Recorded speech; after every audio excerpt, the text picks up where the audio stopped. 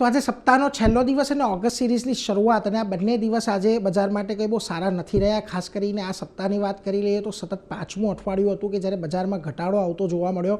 Nifty અને Sensex લગભગ 1% ઘટીને બંધ થયા. નિફ્ટી બેંકમાં લગભગ 2% ઘટાડો આવ્યો અને મિડ કેપ અને સ્મોલ કેપની અંદર લગભગ તમને 2.5% અને 3.5% ઘટાડો આ સપ્તાહની અંદર જોવા મળ્યો છે. પરંતુ આજના બજાર પર આવ્યા, આજે શરૂઆત જ આપણને એક નબળી થતી જોવા મળી હતી અને આજે બજાર આખો દિવસ તમને નરમાશ જ બતાવી રહ્યું હતું.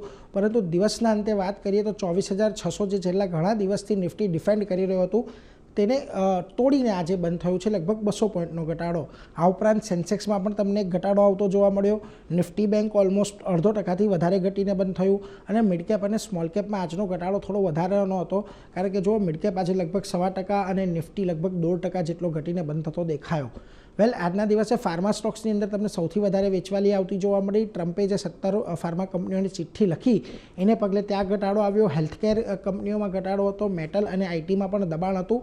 એકમાત્ર એફએમસીજી એવું સેક્ટર રહ્યું કે જ્યાં આગળ પોઝિટિવિટી સાથેનું આજે ક્લોઝિંગ તમને જોવા મળ્યું હતું. પરંતુ નિફ્ટીના ફ્રન્ટ પરથી આવો જુઓ, સન ફાર્મા, ડોક્ટર રેડ્ડીઝ આ બંને ફાર્મા કંપનીઓમાં મોટો ઘટાડો આવ્યો. અદાણી એન્ટરપ્રાઇઝ, ટાટા સ્ટીલ તમને ઘટીને બંધ થતા જોવા મળ્યા. પરંતુ જ્યાં આજે ઉછાળો હતો ત્યાં આગળ એફએમસીજી કાઉન્ટરે સારો સપોર્ટ આપ્યો તમને. ખાસ કરીને જુઓ HULમાં એક સારી તેજી હતી. આ ઉપરાંત તમને ટ્રેન્ટ, એશિયન પેઇન્ટ, હીરો મોટો કોર્પમાં પણ એક સારી તેજી આજના દિવસે જોવા મળી.